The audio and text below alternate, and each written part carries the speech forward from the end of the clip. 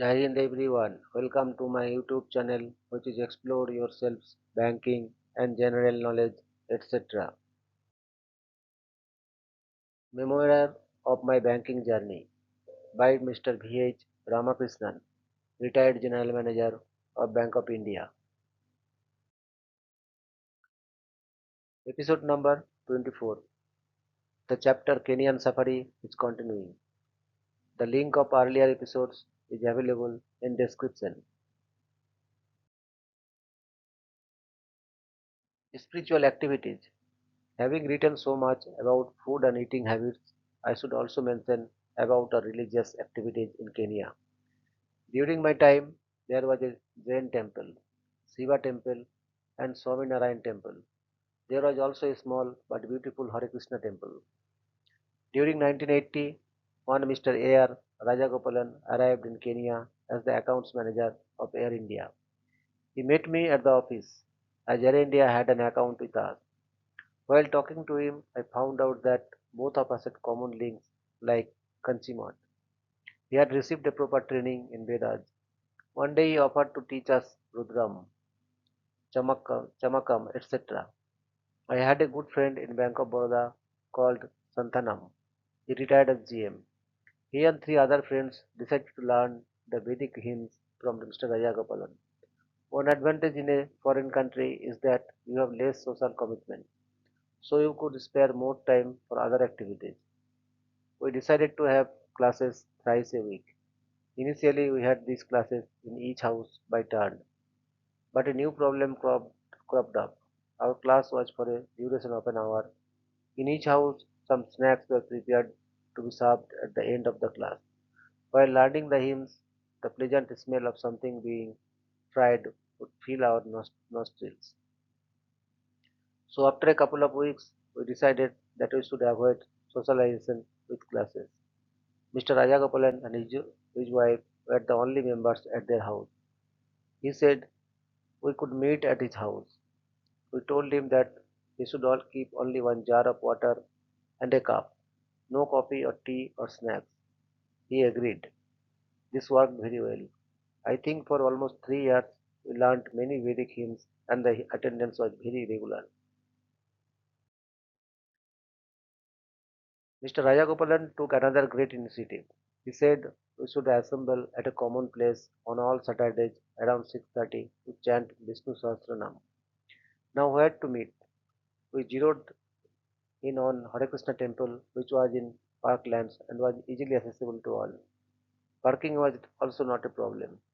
We approached the temple management and they readily permitted us to sit in their main hall and chant Sahasranam. We invited all our friends.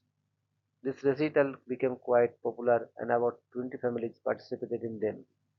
Along with Sahasranam, we also chanted Purusa- Purusokatham or Durga Sukatham. We marked the completion of 1 year by a special session, but we faced a new problem. The temple authorities stipulated a new condition that all of us should become members of the Hare Krishna organization. Otherwise, we would not be allowed to have our sessions there. The membership fees were quite high. How could we force all the devotees who were attending to become members?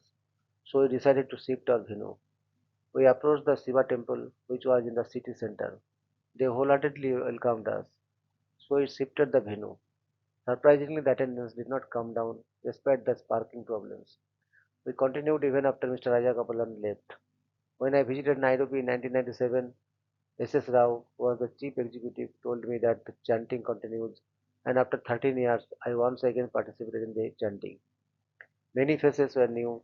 It was being held at the new temple complex in Westlands, which was quite big and impressive.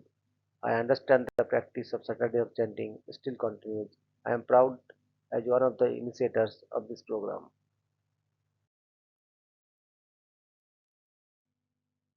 Jajur Upakarma is an important religious festival for Brahmins, especially in Tamil Nadu. Mr. Rajagopalan agreed to conduct the same. We had one Mr. Lakshmi Narayanan, who was the finance secretary in Gujarat, belonging to Gujarat IAS cadre. He had come to Nairobi on an assignment to UNESCO. He had a very big bungalow. He offered to conduct the function at his house. Nearly 70 families participated. Mr. Rajagapalan was our chief priest. Incidentally, Mr. Rajagapalan told me one day that his nephew was with Bank of India. His name was M.R. Ramani. I knew him from Chennai and he also worked in New Delhi when I was a zonal manager. Unfortunately, shortly after retirement, he passed away. The South Indian community. It is natural that once you go out, you also get interested in people coming from your place. So when I reported at Bank of India, the news spread that another person from Madras, now Chennai, has landed in Nairobi. Naturally, the Tamilians working with the customers called on me. One of the first to meet me was Mr. S.V. Raman from Mumbai. He was a senior gentleman, had been in Kenya for over 10 years, good PRO, and was well respected among the South Indians. He knew who in the expatriate community hailing from South, a jovial person. I knew that Mrs. Geeta, Umesh, daughter of Mr. P. Parameswaran, our general manager at that time, was in Nairobi. I also knew that she was an acclaimed dancer. In fact, there was a cultural program organized by the South Indian Association which I attended and saw the performance of Geeta. Later on, we became good friends with her and Umesh. They are still in Nairobi. Geeta is running a big Bharatanatyam school in Nairobi. Another person who called on me, he was not with our customers, was one Mr. Gopalan. Name changed. Gopalan was a very helpful person. He was not in a very high position. Within a month after meeting him, I got a letter from our Thousand Lights branch that Mr. Gopalan had taken a loan for running an SSI, but the unit had failed and that he had moved out to Nairobi. The letter was addressed to me by the manager, whom I knew very well, who requested my help in recovering the money. I called Gopalan to my office and he confirmed that he owed money to the branch. He said that he wanted to repay, but he had problems in settling down. We discussed and agreed on a particular amount to be remitted every month. Thereafter, he would come on the first or second of every month and would give a check for the agreed amount. Immediately, we would remit the amount to the branch. I think over a period of 2 years, he repaid the loan fully. No compromises. After full repayment, I wrote to the manager to grant some concession by waiving part of the penal interest. It was done and he got a small refund. Now for the twist in the story. There was a change of guard at Nairobi. Mr. M.K. Sraf was the CE when the dues were fully repaid. The entire recovery was done by me and the CE was not even aware of it. After the full recovery, the manager wrote a very nice deal letter to Mr. Sraf, thanking him and appreciating him for his personal attention in recovering the NPA. Mr. Sraf was wondering what it was all about. He called me and I explained the matter. There is no mention of my name in the letter, even though the branch knew very well that I was the one collecting and remitting the money. It showed me another aspect of human behavior. At that moment, I felt bad that the manager who knew me very well did not bother to thank me or mention my name.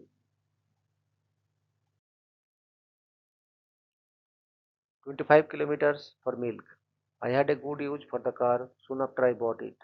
1980 saw Kenya reeling under drought. Milk was in short supply. There was no system of home delivery of milk. Every Sunday, we used to go to Westlands and stand in queue at one supermarket and after another to get milk. Only half liter per head. Luckily, the milk used to come in Tetra packs with long life. We had to buy as much as possible and keep it in fridge till the next weekend. On one Sunday morning, Mr. S.B. Raman phoned me and told me that he would be going to Limuru, a town 25 kilometers away, and that good quantity of fresh milk was available. I said I would join. I took my car and followed him. We managed to get a few containers, and the whole family went on this milk hunt. After about 45 minutes, partly through a Kacha road, we reached the farm. To my surprise, there were about 50 cars already there. Again a queue. We got 20 liters. Drove carefully. Ramon made fun of me for driving slowly. Anyway, evening for hours my wife was boiling the milk and then cooling it and keep it in fridge. Masonic Lodge. One day one of our customers mentioned that he was a Freemason. Then I remembered the advice of the chairman, Mr. Sarkar, and told him that I would like to attend the lodge. He took me as a guest. The lodge buildings was situating on top of a hill. It was a magnificent structure. I belonged to the Grand Lodge of India. This lodge belonged to the Grand Lodge of England and followed the English constitution. The discipline I saw was emerging. The lodge consisted of people of Indian origin and also a Pakistani retired army man. It had high attendance. I was immediately taken as a joining member. I was very good in rituals inside the temple. Place where meetings were held was called temple. There was one ritual in India which used to run to about 3 pages, which I had to memorize and perform. I found this was not done during that meeting. I offered to do that in the ensuing meeting. They were very happy. Then they gave me the ritual book. I had a shock. Under English constitutions, it was about 8 pages, very elaborate. Having offered to perform, there was no way of quitting. My prestige was at stake. Next 1 month, I practiced. While performing, we were not supposed to refer to the book. Only the director of ceremonies was allowed to prompt you. Well, I did perform without any prompting. The brethren were quite impressed. It gave me recognition in the elite circle. I was very regular in attending the meetings, which were held once in a month. After dinner, when we used to come out, we would be welcomed by the fragrance of the flowers. The whole place would be filled with beautiful jacaranda flowers. Oh, what a wonderful time I had.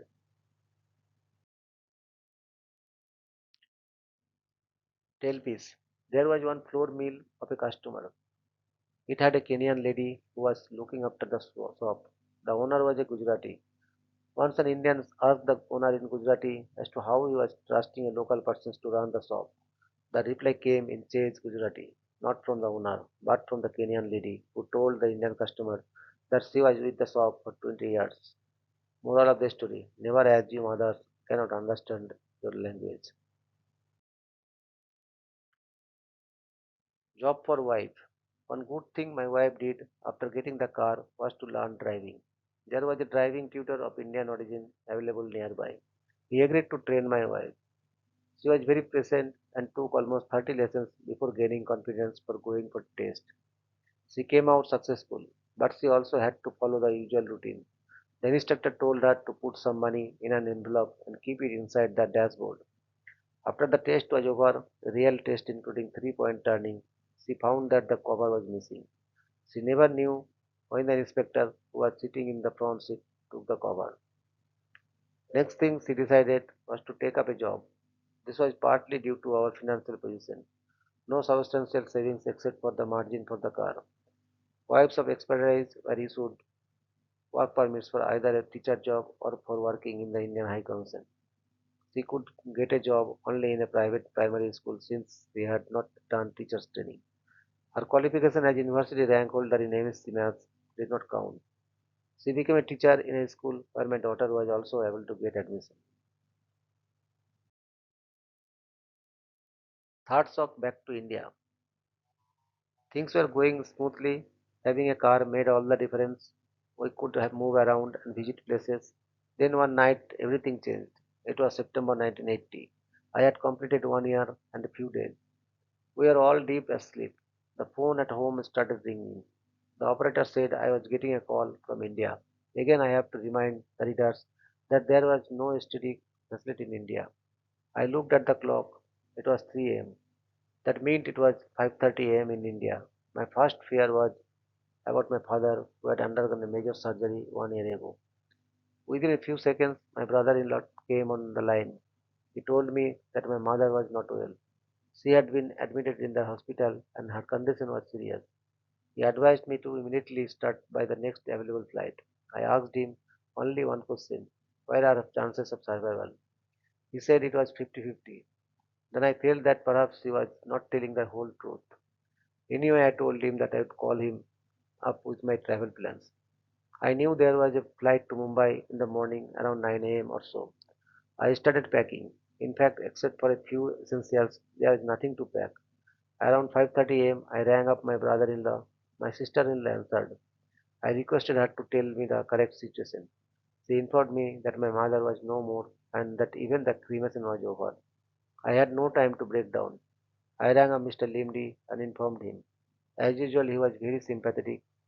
Next, I rang up Mr. Ramachandran of Air India and informed him that I have to fly to India immediately. He assured me that he would help and told me to just proceed to the Air India counter at the airport.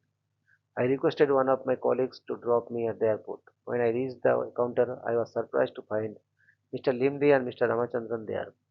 The latter had come to ensure that I had no difficulty with Air India people. I was very much touched by their love and affection shown by these two fine gentlemen. Once again, I reached Mumbai in the night and took the morning flight to Chennai. Initially, I felt sad that I could not even see the dead body, but I consoled myself that it would be better to remember my mother as a hale and healthy person. On arrival, I learned that my mother had some infections and the medicine which was given by the doctor proved allergic to her. Then she was admitted to a hospital and the allergy spread to the heart. But no one informed me that she was admitted to the hospital. There were two reasons. One, the communication facility in those days was very poor. No ISD, overseas calls were booked only in emergency. Second, there was a mindset that one should not unnecessarily create panic in the mind of a person living abroad. Death snatched otherwise healthy persons at the age of just 56. I stayed in India for about 15 days to complete the ceremonies and then once again boarded the flight to Nairobi. During my stay, many colleagues and relatives called on me just to highlight a practical aspect of the situation. Only one person asked me the question on meeting me: do you have cash? Do you need any money? That was my father in law. He was a man of the world. I think everyone else thought I had a lot of money since I was coming from abroad. On return, I paid the bill of Air India and then realized that I was back to square one. That is nil savings from overseas posting. The only savings was the value of the car minus the loan amount. Now I fully realized the significance of the conversations between me and the Sheikh of Kanchi before I left for Nairobi. I was convinced that he could foresee the calamities ahead and tried to advise me to stay back in India. After my return for nearly 2 months, I did not attend any dinner or wedding. I started the process of applying for a residence permit for my father so that he could come and stay with me. After a couple of months, he landed in Nairobi. And about a year, he preferred to go back to India. Lack of company of people of his age was the main reason. He also missed the early morning edition of the Hindu. Independent movement was also a problem. Let me move on from depressing thoughts to something interesting. The first safari. Saigals and we decided to go for a safari to the famous Masai Mara National Reserve. It was almost 6 hour journey, of which last 4 hours were on a really rough road. Nowadays I understand there are flights from Nairobi and one can reach within an hour. We had to pass through the forest, almost uninhabited areas, and were damn tired when we reached the hotel, which was called a lodge. Most of the hotels in national parks are known as lodges. Once we entered the lodge, we felt as if we were in a heaven. It was so cool, and all the luxuries of a five-star hotel were there. Good vegetarian food was also available, comfortable rooms, and nice dining halls. Within seconds, we forgot all that strain of reaching that place. We had been told that one should go early morning to see the animals. We are not aware how early we should go. We decided to go after breakfast. Breakfast took its own time. Finally, we left after 8:30. That was very late. It appears we should have left around 5 a.m. Then we could have seen the lioness chasing the animals. The kill besides in the early morning. The animals are very brisk and active. We had a glimpse of few animals and returned. Later in the afternoon, we had a magnificent sight. It was the season of migration. Being hot, the animals moved to other forests for water and food. We saw thousands of wild buffaloes marching like an army towards Serengeti, the national park in Tanzania. There was a leader, and they were marching in an orderly manner. An unforgettable sight. I am told nowadays you can get into a balloon and see the migration of animals. We also saw a family of lions sitting by the side of the road. They were accustomed to the people going around in jeeps. We are strictly warned that we should not to get down from the jeep. We also saw a river with hundreds of crocodiles. I learned an interesting fact. It is the lioness which hunts. After killing an animal, it would bring the carcass to the lion and wait for the lion to finish. Then only the mother and calves would eat whatever was left over. Tailpiece. During our breakfast, Saigal called the waiter and asked him whether beef was served. Though Saigal used to eat non-veg, like many Hindus, he would not eat beef. The English knowledge of the waiter was limited. Prompt, re- prompt reply came to the prompt came the reply with a big grin. Sir, we do not serve beef. We only serve cow's meat. Jinxed report. Mr. Limdi was one of the fine executives with whom I was lucky to work. I had mentioned in some other context about his remarks on my first telex excellent drafting. He continued writing such encouraging comments on the letters written by officers. He was also very fast in disposing papers. Any paper sent to him would come back within 30 minutes. While sitting with Mr. Limdi, I had noticed that he would be getting continuous invitations for lunches and dinners. He would open his diary and look for vacant dates. There was a joke doing rounds about the chief executive, not only Mr. Limdi, but in general. After attending lunches and dinners for about 2 to 3 weeks, the CEO would host a dinner at home to return the hospitality accepted earlier. He would then claim reimbursement at the rate of X shillings per couple. This would be charged to the entertainment expenses. It was the bank's practice to reimburse them for dinners hosted at home.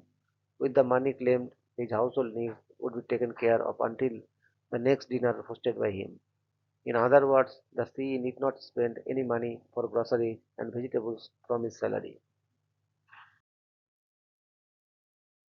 There are two incidents I remember about Mr. Limdi. We had a customer who was basically very rich, but every now and then he would issue checks without funds in his account. They would be passed, and next day his secretary would come and regularize the account. One day he had invited Mr. Limdi for lunch at a five-star hotel. After the lunch, Mr. Limdi came back, and the TOD book was sent to him for passing a check of this customer. The amount was not big. Mr. Limdi gave directions to return the check. The next day, the customer came to the bank, highly agitated, shouted at Mr. Limdi as to how he would return the check. Mr. Limdi quietly told him, "Look, I had lunch with you and might have exchanged pleasantries with you. That chair was different. But when I sit in the manager's chair, I have to do my duty." The customer literally threw a check of 1.8 million shillings for depositing and shouted in the open hall, "Do not think I will close my account with you. I am a Buy Indian and I will deal with only a Buy Indian bank." Then he just walked out.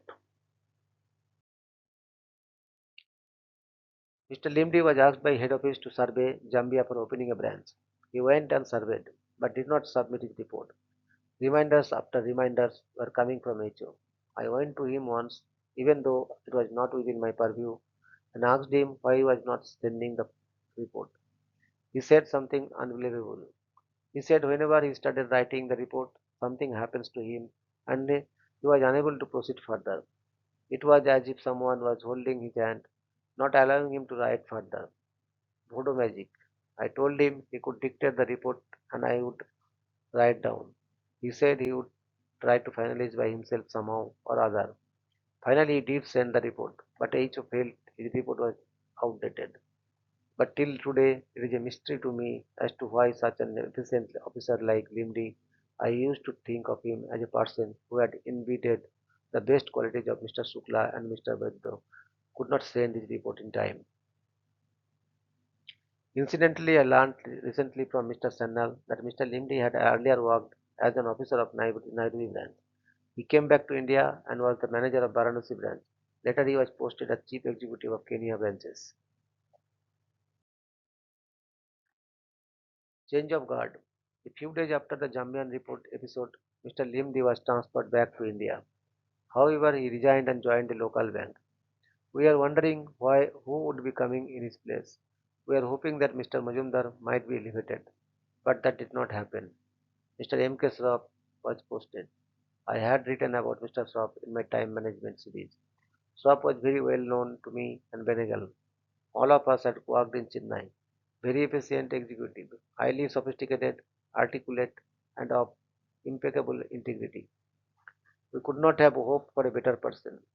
He was one of the young senior executives of the bank, London trained. He was an AGM at the age of 41 or 42.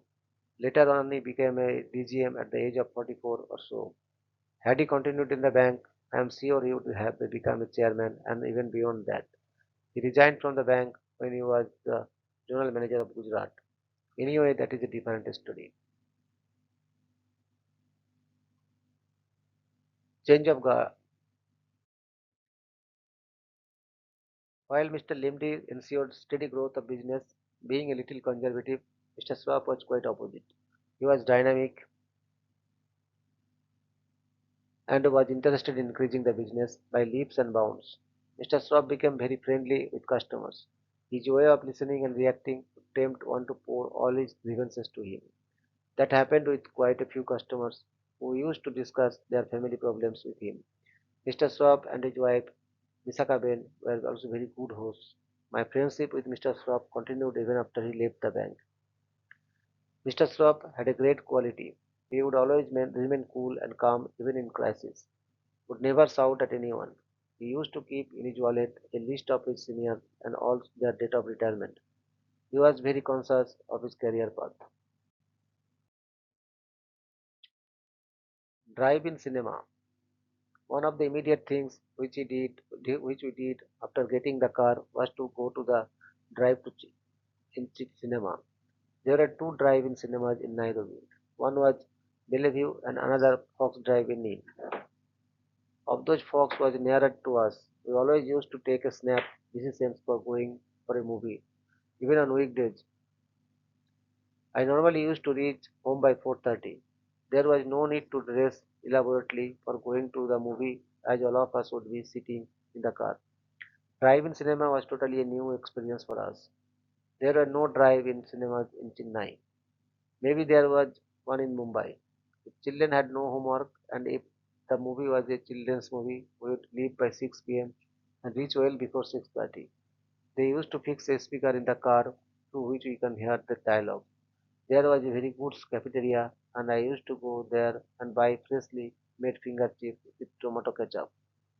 It was a great pleasure to watch the movies with something to munch. Nairobi National Park.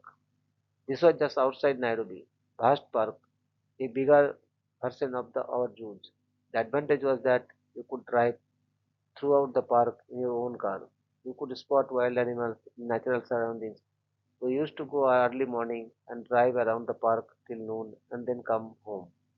You got a feeling of visiting a jungle. My first van, Houston shirt.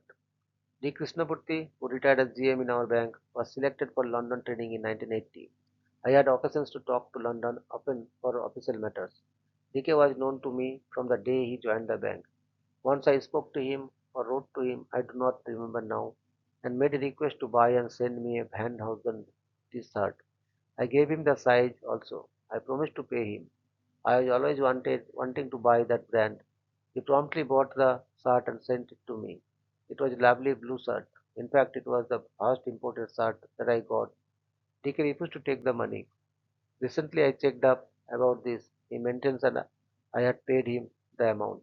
I doubt the shirt lasted many years, and whenever I used to wear it, I used to think of DK. Later in life, I visited London often from Nigeria. Every time I used to visit Marks and Spencer and would buy a sweet or shirt, but still the love for the first shirt never diminished. Tailpiece. Once the government of India decided to hold a trade and industrial fair in Kenya, we had an office of HMT in Nairobi. The manager of HMT wanted to have some technical clarifications regarding power voltage requirements. He wrote to the High Commissioner. The High Commissioner wrote to the External Affairs Ministry. They in turn wrote to the Heavy Industries Ministry, who wrote to HMT Bangalore. HMT Bangalore in turn wrote to its manager in Nairobi. The cycle was complete. The chapter Kenyan Safari will continue. Thank you very much for your patience. Request for like, subscribe and share.